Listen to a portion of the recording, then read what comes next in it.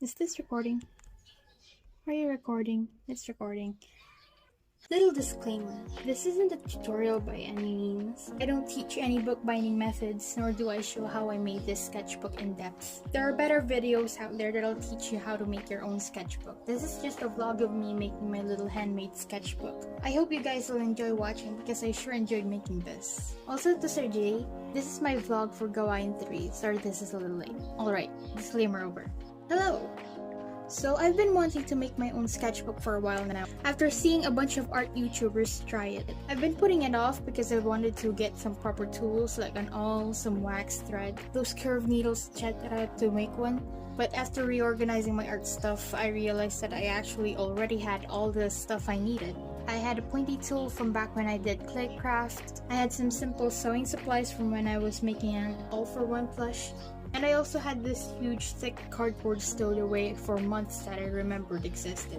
As for the paper, I used the paper in this Van Gogh sketchbook that I have, whose paper I really like for sketching. The problem was that the sketchbook itself, well, it's more of a sketch pad than a sketchbook. The binding was just glue, so the sheets weren't really secure, unlike if it was sewn or stitched together.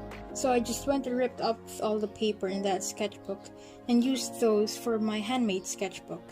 After folding each paper using the handle of my scissors as a pseudo bone folder because I didn't have one, I then grouped the sheets to 10 signatures, with each signature having 3 sheets each.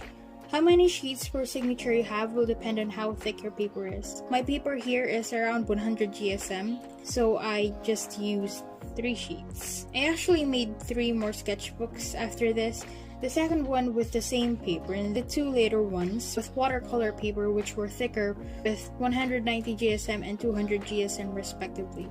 Those 2 sketchbooks I used 2 sheets per signature. But back to this sketchbook.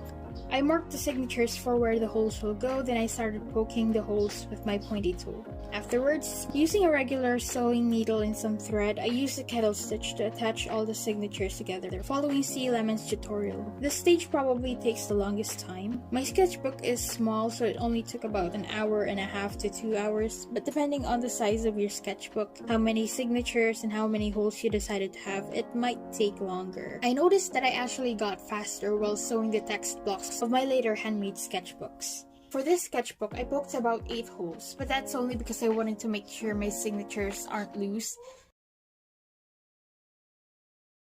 and that the whole sketchbook will last long. The stitching, once you get used to it, gets really stress-free. It might take long, but just turn on some music, a movie, or a YouTube video and time should pass by real quickly. As I made this, I was actually watching Oliver's Antics, the first YouTuber that made me really want to try making a sketchbook. I also recommend getting a curved needle if you can. It will make your life so much easier. I was practically forcing my needle to create really impressive turns as I was sewing. I'm surprised I didn't actually break the thing. By the time I upload this video, I've actually already acquired a curved needle, which I used on the latest watercolor sketchbook I made. Then once every signature is stitched together and the final knot is tied, I go ahead and glue the side. I actually used white acrylic as glue since it was waterproof, but for the rest of the sketchbook I actually just used regular old PVA glue. Afterwards I let the paint dry overnight.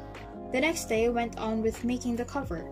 Now, I kind of had a bit of a problem with this part because I had no idea how to make it. I did watch a video by Will J. Bailey on how he makes his watercolor sketchbooks 2 nights before, and while my phone was right in front of me because I was watching YouTube, I just couldn't be bothered to go and rewatch the video. In the end, I just ended up grabbing my A4 sketchbook that I bought and studying how its cover was made and tried my best to imitate it. It would have been easier if I just rewatched the video of Mr. Bailey, but hey, what's done is done. But once I did figure it out, I cut out my cardboard pieces to the correct size, glued them to a foam sheet using PVA glue, then stuck them under some heavy objects so the cardboard would actually stick to the foam sheet, and so that the covers wouldn't warp as it dried. Once they were dry enough though, I removed the weights and cut them out. Then I started gluing the excess flaps around the cardboard to make it secure. I initially wanted to use a glue gun to make things easier and faster for this part, but I found that my glue gun was broken, so I had to continue using PVA glue. I used popsicle sticks and various types of clips to stop the foam from springing up. I also used my pointy tool to score the foam so it would actually fold. During this whole project, I used both my palette knife and acrylic paintbrush to spread the glue. I recommend cleaning the brush before the glue dries out though, so you don't ruin it. Once the glue is dry, I grabbed some black cardstock and glued the pieces on it to create the complete cover. I recommend putting the glue on the cardstock instead of the cover pieces to reduce the wrinkles, but if you do get these ugly wrinkles, just grab a bone folder or the handle of your scissors and smooth them out. It might even end up looking like an actual faux leather cover. The last thing left to do is to stuck your text block on the cover. Let it dry underneath weights, again to prevent warping, then once it's all dry, you can finally use it. Like I mentioned before, I actually made 3 more sketchbooks using the same methods I used here, but I improved the newer ones using the stuff I learned from making the first one. I ended up giving this sketchbook I made here in the video to my mom. I'm currently using the second and third sketchbooks that I made as my primary sketchbooks. The sketchbook with the sketch paper I use for warm-ups, thumbnailing, and just general sketching. The first watercolor sketchbook I made I use for when I feel like doing a finished thing. The second watercolor sketchbook is just hanging in my art supply drawer for now. But that's how I make my sketchbooks. This format is quite different and quite new for this channel, but I hope you liked it. I really loved making my own sketchbook since it let me choose my own paper and it's cheaper than buying a pre-made sketchbook, because watercolor sketchbooks with hard covers are not cheap. Anyway, if you want to see more like this, then I'll try to do more videos like it, so please subscribe and leave a like. I will also be leaving my social media links down below, so make sure to check those out too. Thank you, bye!